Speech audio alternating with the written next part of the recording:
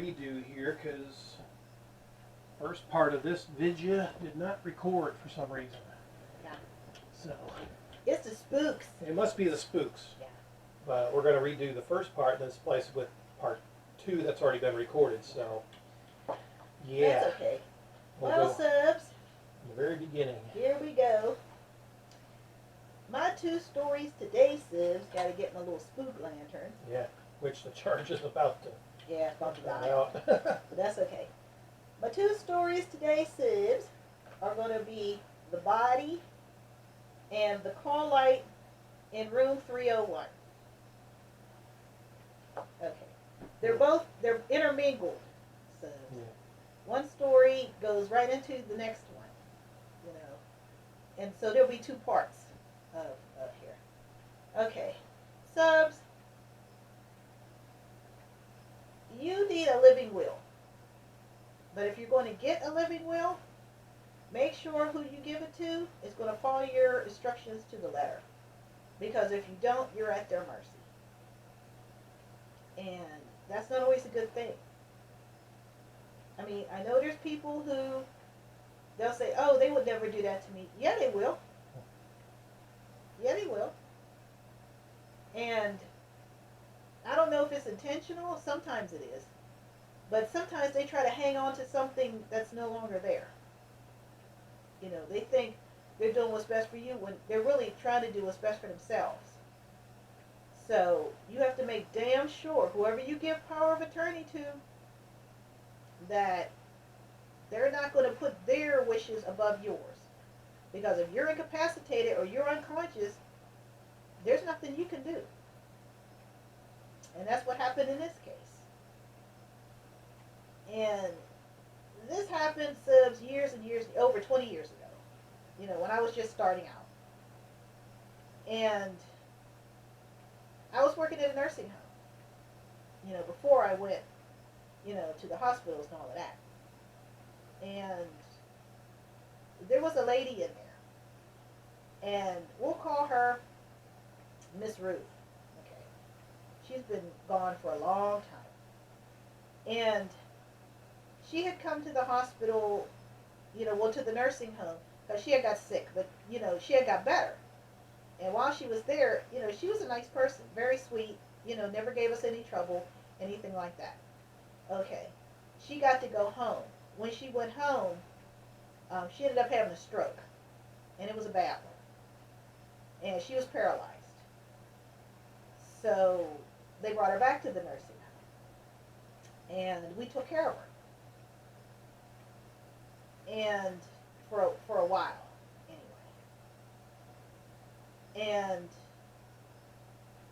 then she had to end up going to the hospital because of her relatives. Now, she was a little church lady, and the other little church ladies, every Sunday they would come. Their own little group, they would have their little prayer group or whatever, you know, all around her bed, blah, blah, yabba dabba doo. And her family, you know, I don't think she had any kids. I think they were like nieces or nephews. You know, I don't think they were her kids. They didn't say they were. But the girl had power of attorney.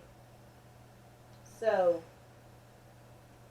she had diabetes, and she hadn't been taking care of it. And so she had to have one of her feet amputated. It was her left foot. She had it amputated. But the family decided, oh, they were going to pray on it because God can heal. He heals everything, and we're going to pray on it, and he'll fix it. He didn't fix it, subs. No. God sends you to people who can help you. You know. That is him helping you. When you're in an environment, you know, where people know what they're doing and tell you what needs to be done, and you don't do it, okay, that's not God's fault. That's your fault because you're stupid. And that's what they did. Every week, same thing. Oh, we'll pray on it. We're going to pray on it.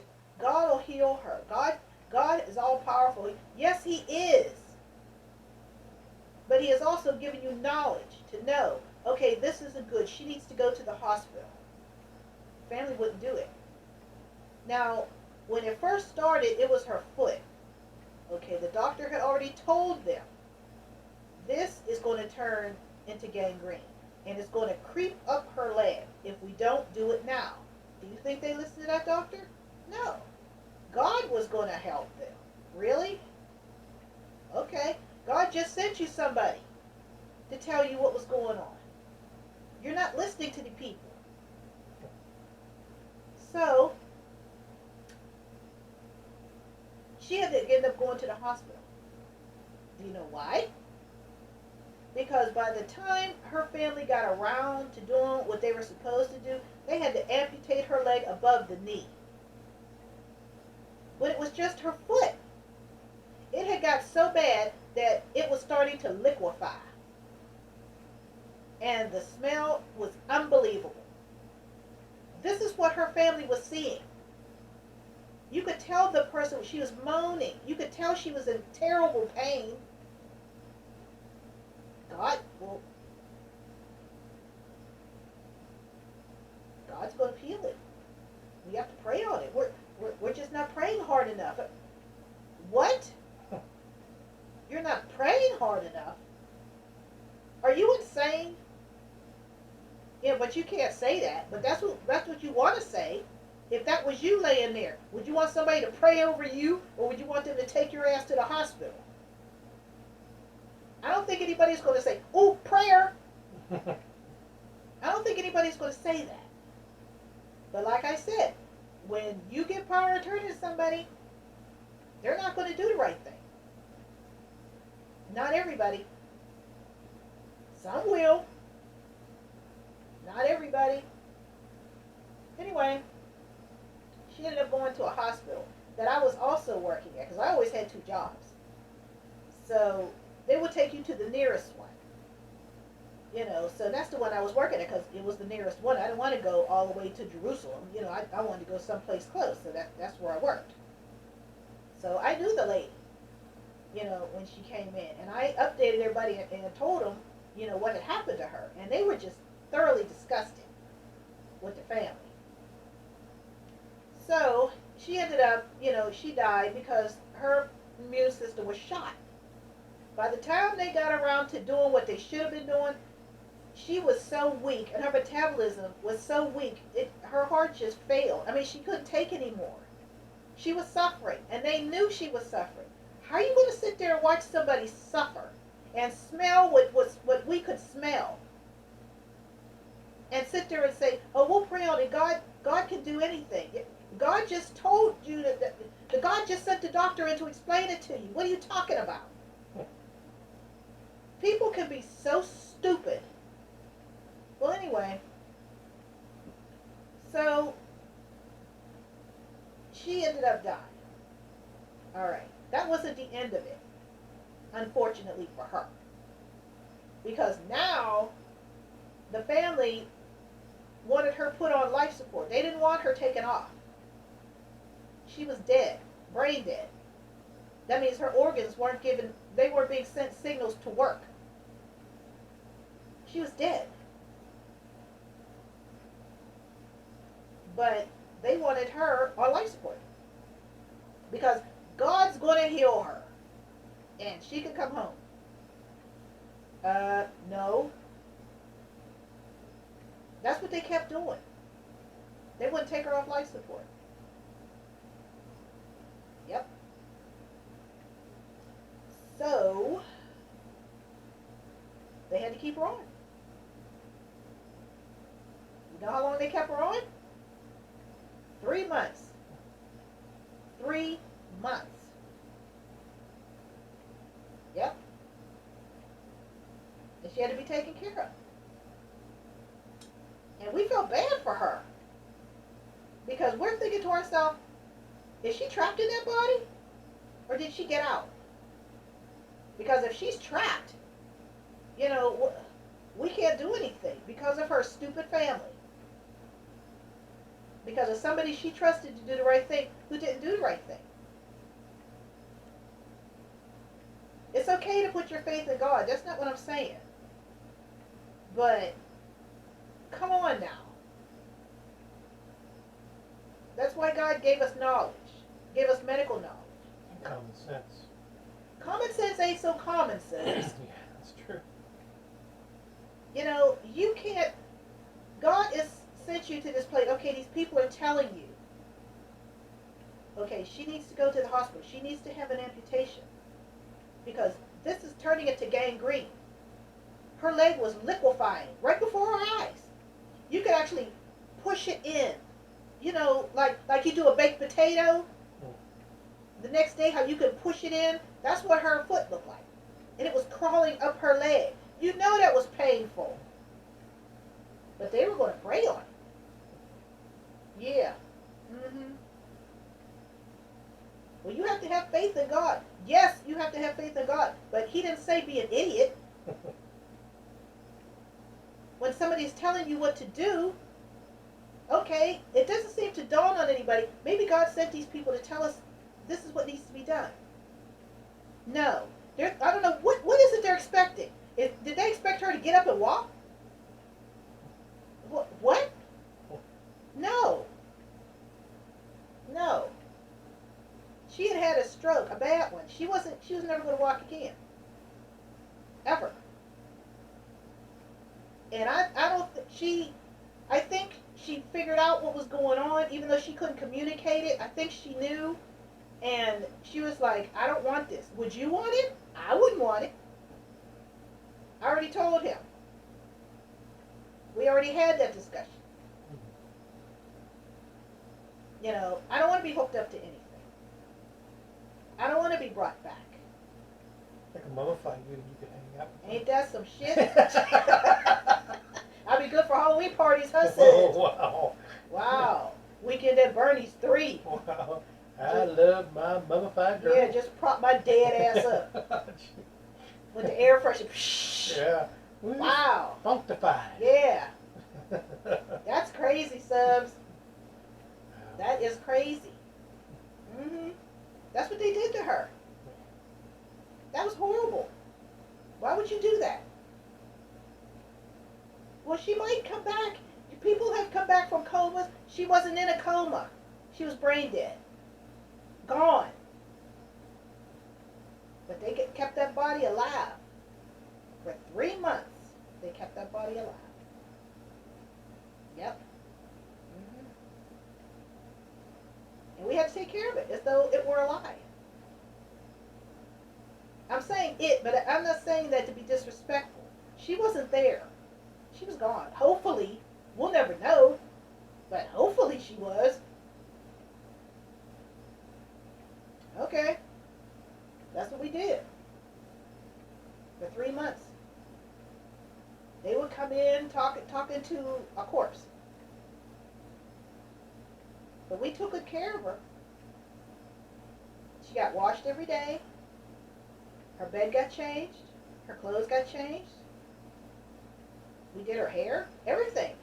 Just as if it were alive. But it wasn't. And it was never, she was never coming back. She was gone. She was never coming back. God was going to fix it. Because they got a prayer group. Yeah, okay.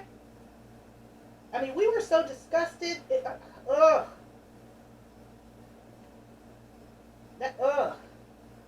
I mean, that was the first time I had ever seen anything like that.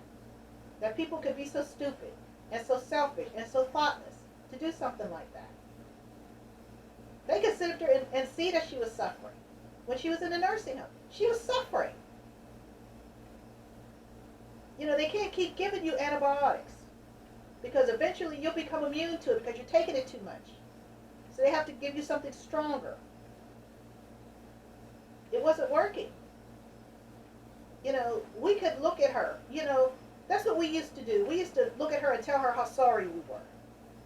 But, you know, there was nothing we could do because her family overruled the doctors.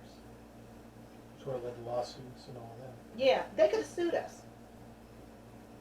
So we couldn't do anything. They couldn't transfer her until it was too late.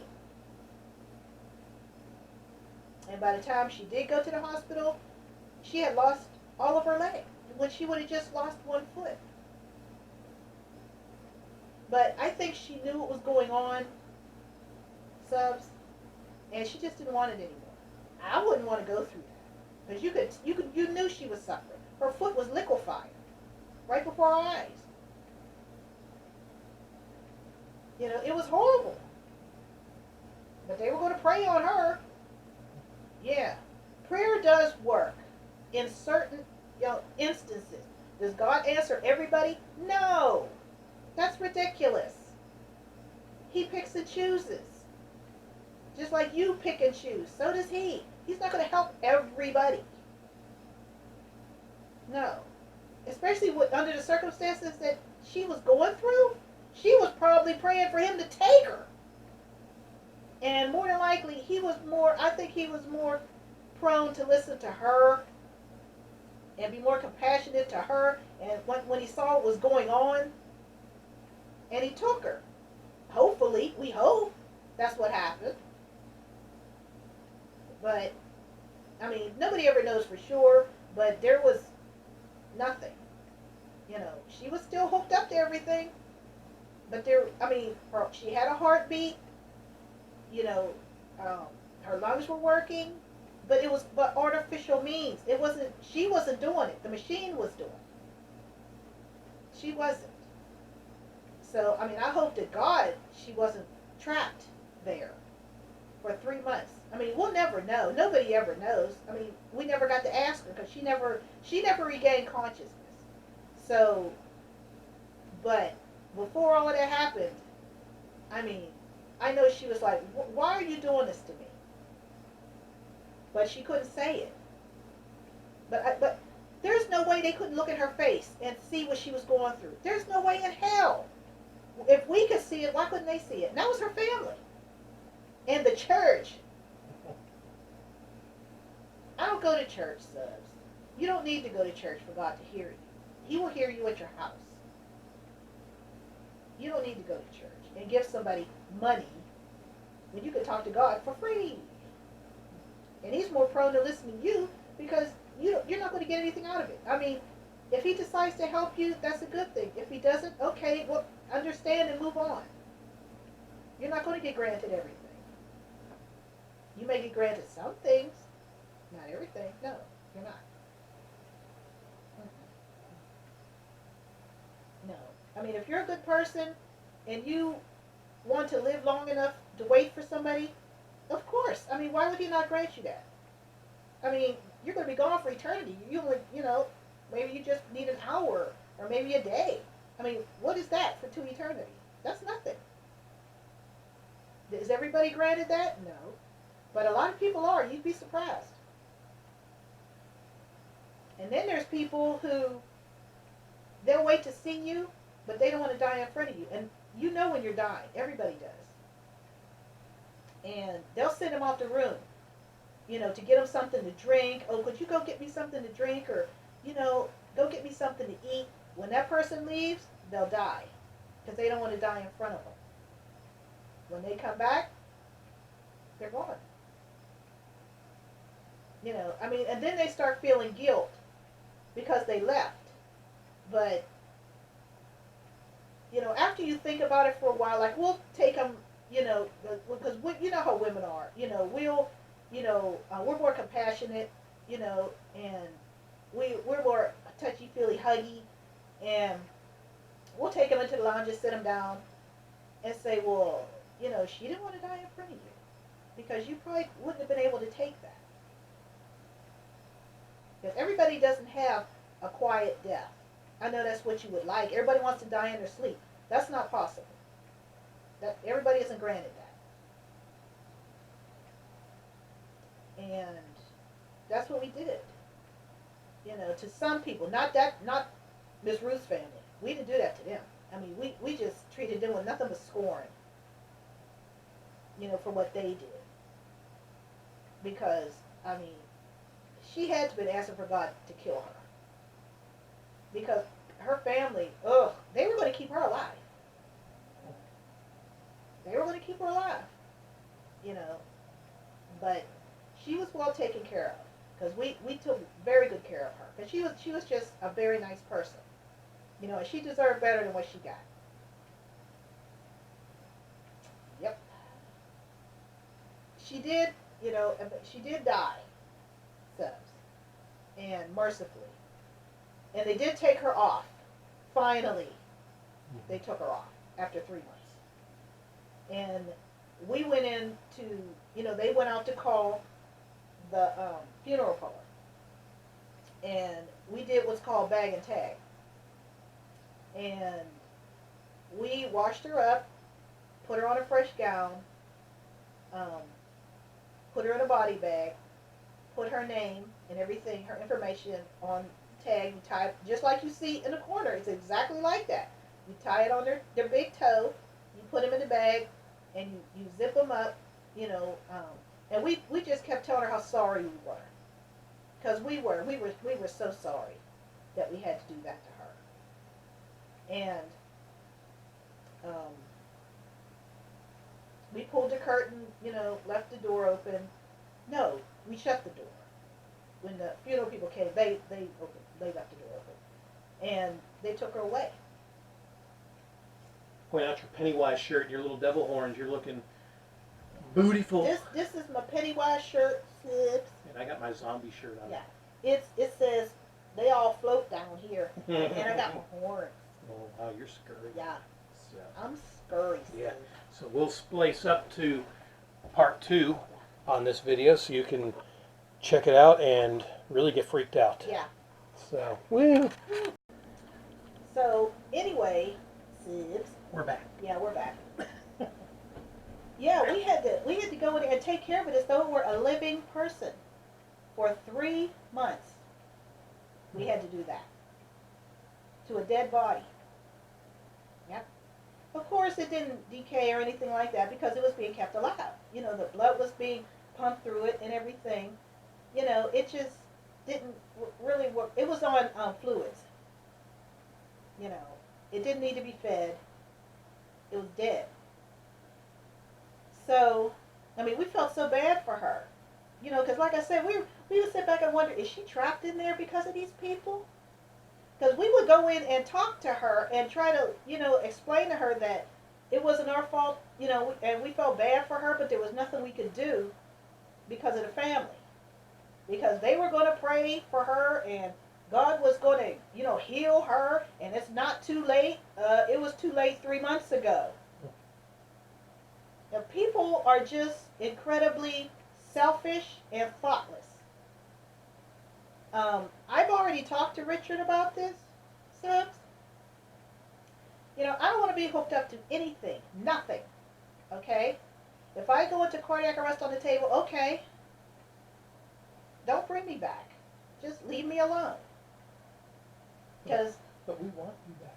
well, I mean, if I'm supposed to come back, I'll come back on my own. Mm-hmm. I don't want people shocking me, Subs. I don't want tubes forced down my throat. I don't want any of that. Because that's a terrible thing, Subs. Yeah. That is a terrible thing. And, you know, in my family, my grandfather lived the longest. He was 83. Then it was my mom. She was 80. So maybe I possibly have 20 good years. Okay, if I haven't done enough in 20 years, Subs, it can't get done. You know, because what else, I mean, what else could I do at 80? What could I do? We could be together. Yeah, and yeah, you can't be with a mummy. I mean, you know what I mean? I mean, the Subs know what I mean. Yeah. I mean, if I'm at the point, Subs, where I can't do anything anymore for myself, then I'm going to go into a depression and I'm going to die anyway. Because I can't do what I want to do. That's what happened to my mom. That's what happened to my grandfather, once my grandmother died, he was just lost without her. But he outlived her for 12 years. Yeah, but when he finally did die, he was happy. We knew he was happy. Because he couldn't live without her. You know, he was with her for over 50 years, and he just was lost. You know, my mom, when my dad died, she outlived him by 4 years. And she just lost the will to live, just like he did. As for me, um, there comes a certain point where there's nothing anybody can do except give you comfort measures. That's it. And sometimes even that is not enough. It's not going to work. But when you're dying. There's people, I mean, unless you're unconscious, of course you don't know. But if you're awake and you can understand, and you're still cognitive, when you're dying. There's no mistaking it. Because I've seen it too many times. And something else that I've seen that I think is a disgrace. When people are dying, and depending on your religion, whoever's giving you last rites or, whatever, your rituals are, there are people out there that will ask their partner never to remarry or never to have another relationship. Are you out of your damn mind? Now, this runs the gambit because you've seen teenagers do it. I've seen people in their 20s, 30s, 40s do it. I've seen people up in their 70s and 80s do it. That is the most disgraceful thing I've ever seen. Because your life is ending. You don't have the right to take somebody else with you. We all die alone. Do you ever hear of anybody who was anxious to jump in the ground with somebody else? I never did. Did anybody ever volunteer to be buried with them? I've yet to see it. I can't tell you how many times I've seen that. When the priest is giving somebody last rites, and they ask him to stop, and they will turn and ask the person that they're with, don't marry anybody else, don't be with anybody else. And the priest will stop and say, what are you doing? You can't do that. You can't ask somebody to give up their life because yours is being taken. You can't do stuff like that. And they're not embarrassed, they're not ashamed, and they don't take it back. There are certain things you don't do. And that's one of them. You don't do that. Because if the tables were turned, damn well you wouldn't want somebody telling you that. Now, have I ever heard anybody say, okay, I won't? No. If anything, the family's so disgusted, everybody's looking at them like, how could you even say something like that? What's wrong with you? Well, anyway, going back to the story. So, we took care of the body, gave it the proper respect and everything. Talked to the body, everything. Because we didn't know nothing. I mean, she never regained any kind of brain activity, ever. Never. So, when they finally did give permission to pull the plug, I didn't do it, because I wasn't a nurse at that time. At that time, I was a CNA at that time. So, the nurse came in, and pulled the plugs and pulled, the respirator out of her throat and everything. And I disconnected everything else. And, got her prepared, for the funeral parlor to come, and I told her, I said, I am so sorry, Miss Ruth, for having to put you through this, but, we have to do what the family wants, because we could be sued, so we couldn't release you, to the funeral party that you told us to because your family overrid us. Whoever it was that you gave power of attorney to, they didn't do what you wanted. Of course, she already knows that. You really don't have to tell, the dead body that, but you just feel better.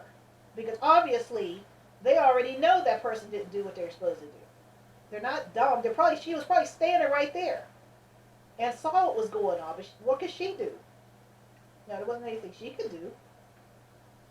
So anyway, okay, the funeral parlor came, because we call that bag and tag when you prepare the body for the funeral parlor. come, and you do. They give you a big black body bag and a tag. You put it on their big toe. You write their name and everything. Put it on their big toe. And you put them in the bag and zip it up. Shut the door. Pull the screen, pull the curtain. And shut the door because she was in a room by herself. And we just kept saying how sorry we were. That she had to go through this. And so that was it. The funeral parlor came and got her and left. Okay, so then maintenance came in, cleaned the room for, the next person. But we didn't get anybody in that room. It was a while before anybody got into that room because it was way at the end. And most of the people wanted to be with somebody. They really didn't want to be in a room by themselves. They wanted to have a roommate, somebody they could talk to, whatever. So, whatever. Maintenance kept the room clean.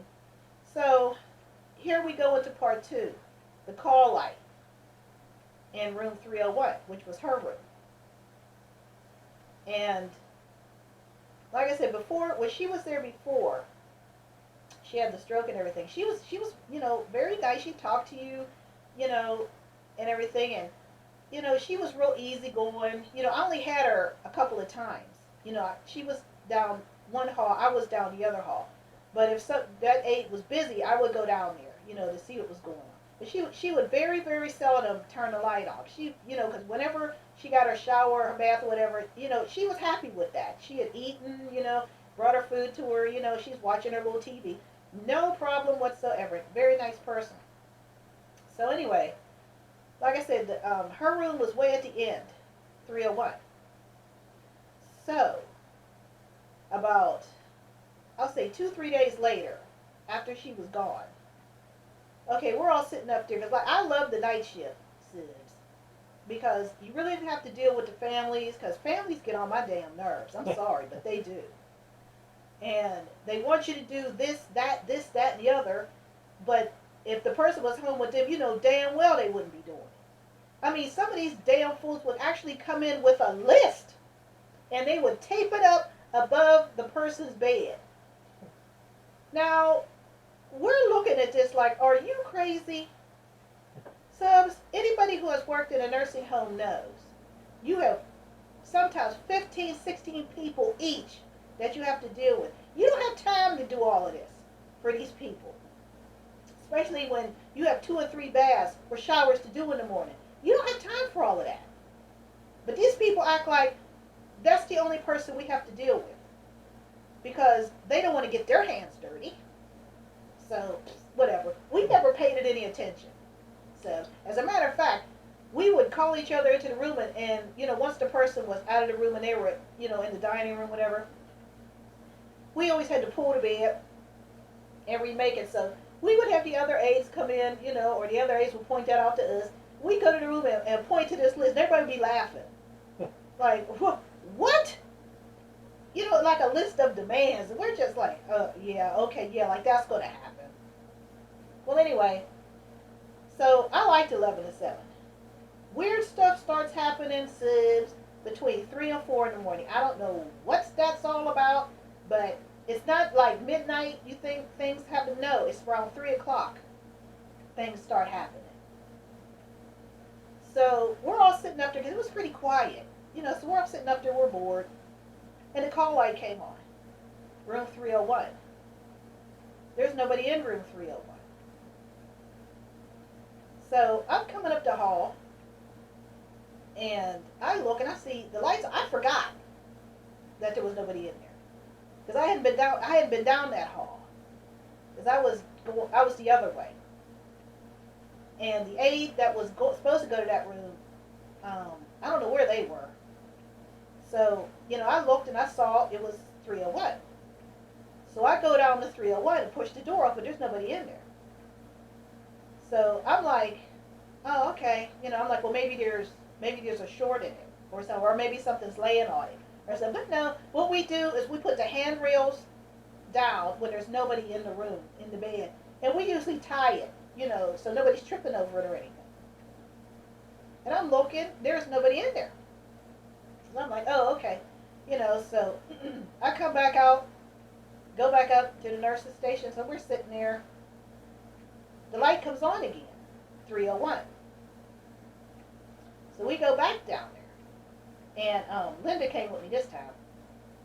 So we go back down there, push the door open. There's nobody in there. It's dark. There's nobody in there.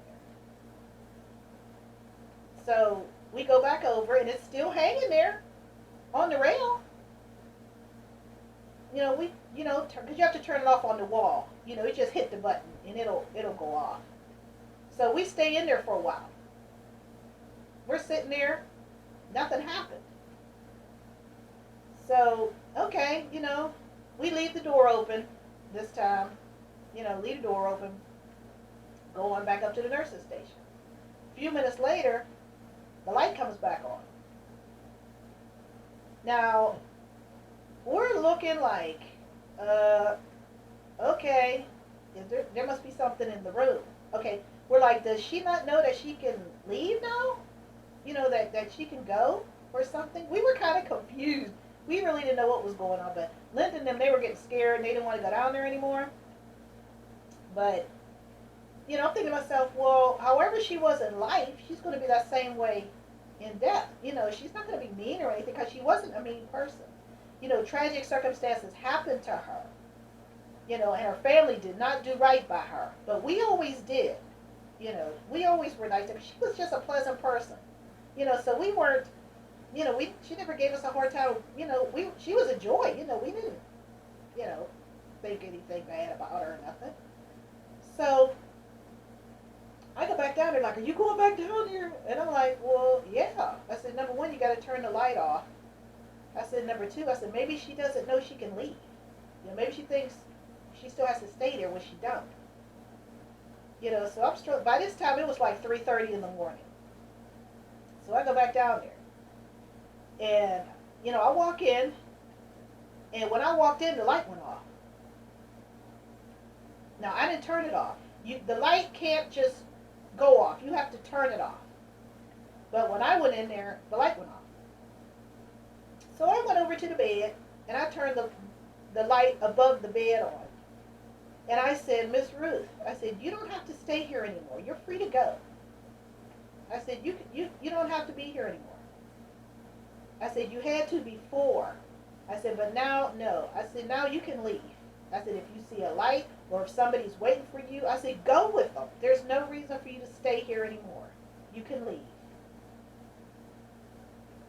And the light came on one more time. You can see it. It's right in. There's a panel behind the headboard, and there's a panel right there. The light went on for a split second, then it went back off again, and it never came back on.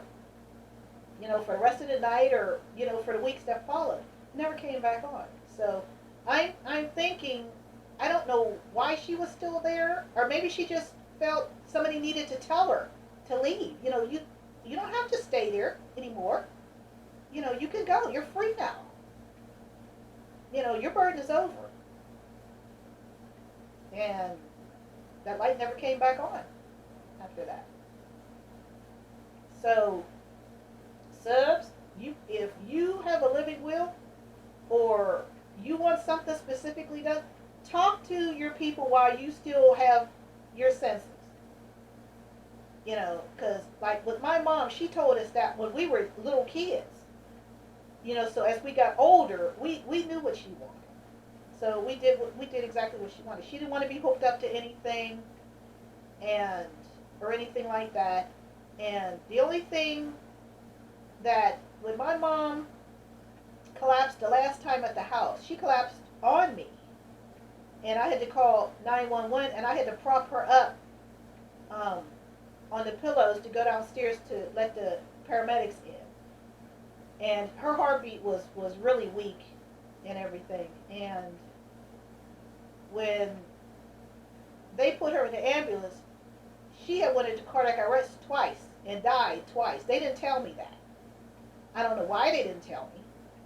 Because we were sitting there for a while, and I'm thinking to myself, what the hell? So I'm like, why are we still sitting here? Oh, well, she went into cardiac arrest. I said, well, she's DNR. Oh. They had brought her back twice. Now, see, that pissed me off, Sims. So, when she went into the emergency room, okay, after a while, I was sitting out there, I had to call my sister. So, I'm sitting out there in the waiting room, and of course, here comes the social worker. When you see the social worker, Sims, that's bad. Because they take you into this little room that nobody wants to go into, because you're going to hear something you don't want to hear. But you have to hear it. So, anyway, my sister came and they were giving us their spiel and everything. Of course, there she go.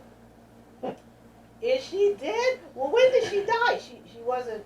They had brought her back, so she wasn't dead. But she did die a few days later. She did die. This was Sunday, so she died Wednesday morning. Her heart was already failing, you know. So, but they had put her on a respirator because she couldn't breathe too good. So they wanted to, bring her blood pressure up and everything, and they did. And so they put her into a medically induced coma for 1 day, and then they brought her out of it on Tuesday. So she woke up, and I told her she was, she was still had that respirator. I told her she was not on life support. That is not what was going on. Because I felt bad, because she always told us not to do that. And I felt bad, Subs. I really did. Because I don't know if she held that against me or she thought I didn't do it. I mean, I'll never know, Subs. I hope that wasn't the case, but of course she knows it now that that's not what happened. But at the time, I don't know if she did or not. And so anyway, Tuesday when they took her off, she seemed to be okay at the time, and it was getting late. It was like 8:30 or something like that, and I had got there like early in the morning. I used to get there early, and I stayed till late, and it was starting to snow. It was winter.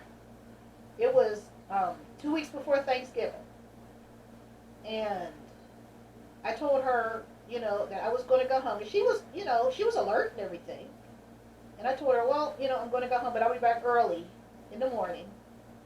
And that I loved her, and and I'm going to go because it's starting to snow, and I don't want her, to be thinking, she's wondering if I got home all right or not. So, Subs, I left, and when you left her room, you went across the hall, and there was a lounge, and then you went through the lounge to go straight to the elevator. As I was walking through the door to the lounge, something stopped me and told me to go back, and I'm glad I did. And at the time, I didn't know why, but I'm glad I listened. And I went back, and she, I had turned off the lights and everything. I told her, to get some rest and all that. So I went back in, and I said, Ma, and she opened up her eyes and she was looking at me. And I said, I love you, right? And she was looking at me. And I said, I'll be back early in the morning. I said, I love you. I said, and we'll be going home soon, is what I said to her. And when I walked out the room, I knew why I had been stopped. But I didn't say anything to anybody. I went home. Okay, this was Tuesday. Wednesday morning, 5 o'clock, I get the call nobody wants to hear. I think you should come because your mom's heart is failing. So you need to come. So I said, okay. So I called my sister to let her know what was going on. And you know how that story goes. So she's like, well, I don't want to go there, and Mom dies on me. I'm like,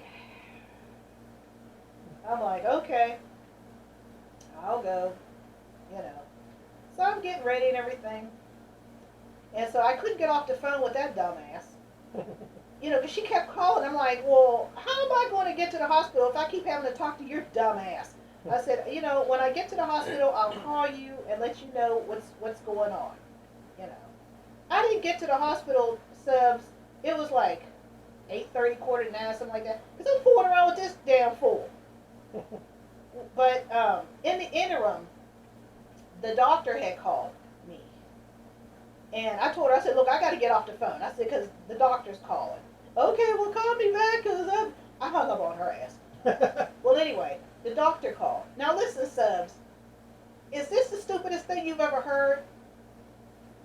He calls to tell me that my mom's heart is failing. I said, yes, I know. I said, I'm getting ready. I said, I'm on my way. I said, I was on the phone with my sister, so she can alert the family and let them know what's going on. And he said, this idiot told me, well, I'm going to give her a blood transfusion. Now, Subs, he didn't know I'm a surgical nurse because I don't tell people that because I like it when they talk stupid.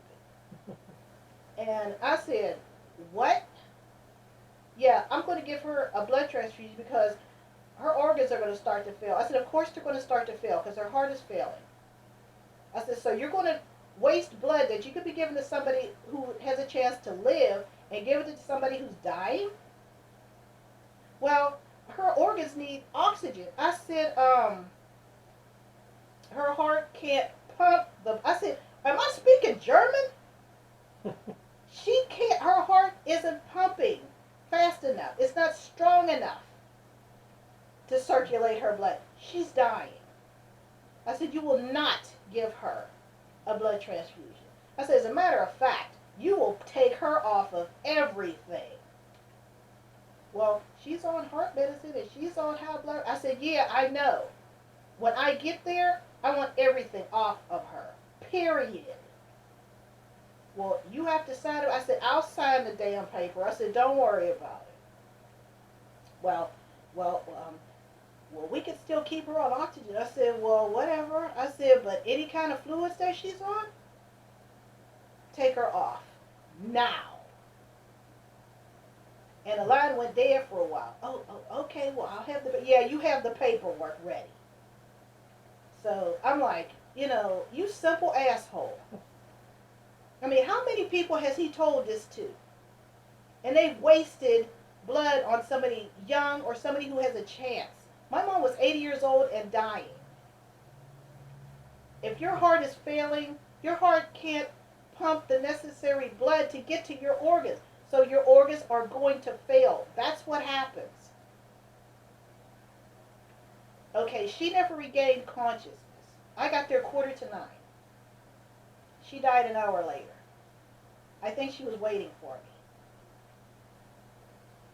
me. And she never regained consciousness. I never got to talk to her again. I talked to her the night before, but that was it. I never got to again. And, I just couldn't believe that more. So, because I could look up at the monitor. She was still hooked to the monitor. And it was getting weaker and weaker and weaker. So I knew she wasn't going to regain consciousness at all. She was going to die soon. It was just a matter of time. Because I was watching slowly but surely everything was starting to fail. And her heart was real weak. And I had to go, and I talked to her, and I told her I had to go and sign the paperwork because that damn fool wanted to give her a blood transfusion of all things. What a moron. Well, anyway, so I go up to the desk and I said, who was the doctor that called me this morning? And I gave him my name and everything.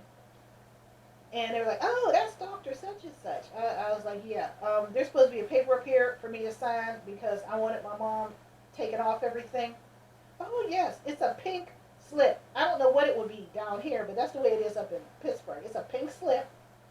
And you have to, sign off on it that it was you who ordered them to take her off everything. That's a liability form. That's all it is.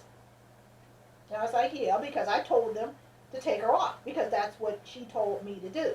So that's what I did. I really didn't care what anybody thought. All I had to care about was what she thought. And she couldn't speak for herself anymore. So I had to. But like I said, ever since we were kids, she always told us what to do. So And like I said, death doesn't affect me the way it would affect the average person because I've seen it too much. I have dealt with it for too long, so it's not going to really affect me the same. And I stayed with her um, until she died, and I told her, I said, you raised us. We all have good jobs, we all have careers. Nobody was on welfare, well, except my one stupid brother. We won't talk about him. He's the asshole of the family. But, and I told her, I said, there's nothing else you can do for us. I said, whatever could have been done was done. Everybody's successful, everybody's happy. There's nothing else you can do for us. I said, I don't know who came for you because I can't see or hear them. But whoever came for you, go with them. Because we're grown now. We're not little kids. We're in our 50s now. So you can go. And not long after that, everything flatlined. Because the nurse had come in and he shut off the alarms. And I just watched everything flatline. And then I got up and turned the monitor off. My girlfriend, Nadine, worked up at the nurses station. And she came back, and of course she's crying at everybody and everything. And, she was more upset than I was. I mean, I wasn't, it's not like I wasn't upset, but I just handled it different than they did. And one other thing, when my mom finally did die, not even 2 seconds later, here comes my sister walking in. And she just looked at me. And I just turned, I turned around, looked at her, and I said, Mom passed, she's gone. Oh, Lord. Yep, she's one of those subs. And, I told her, I said, listen, I said, go to the lounge. I said, and call the family. I said, and tell them what's going on. Because they're going to have to make reservations and everything to come back, to Pittsburgh.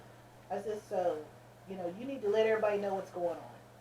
And of course she's like, whoa. I'm like, yeah. So that's the way it happened, subs. But I did everything she told me to do. So I don't have guilt or regret or anything like that because everything was done to the letter. I don't know how she felt about waking up on a respirator, but I didn't disobey her. And that kind of bothered me for a while, subs, because I didn't know what she thought about that. I don't know if she thought I disobeyed her.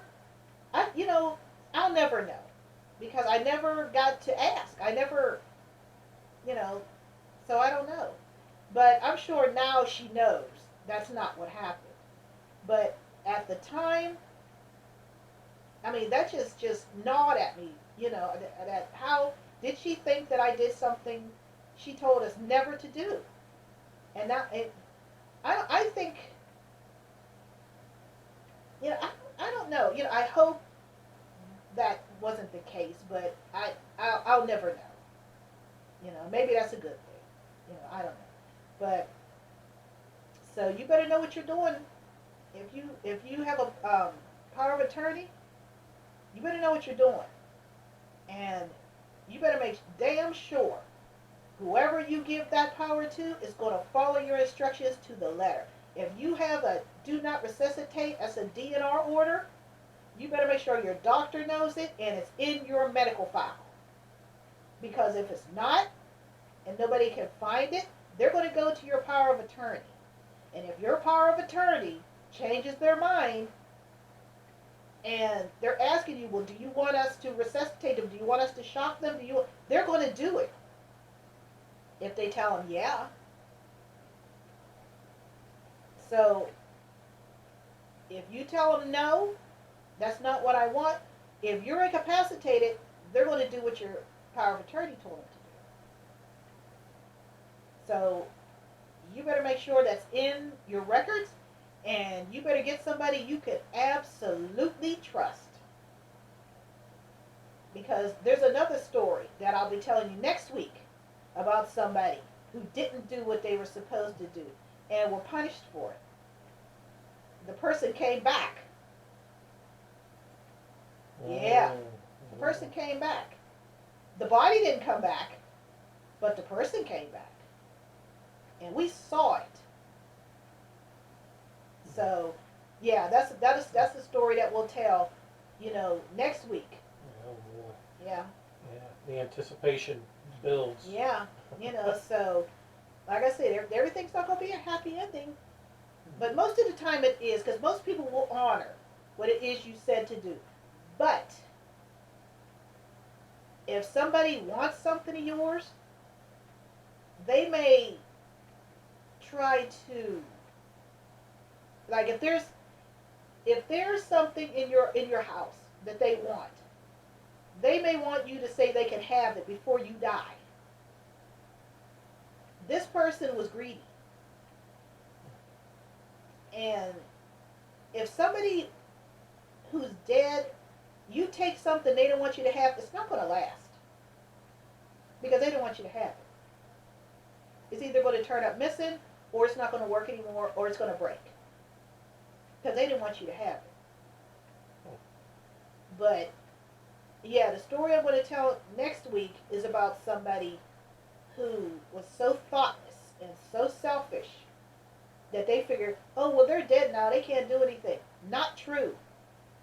Just because somebody dies doesn't mean they won't come back and punish you. Yes, they will. So we'll tell that story next week. That's a doozy. But we'll tell that story next week, Sims. Ooh, doozies. Yeah. Hope you enjoyed. Yeah.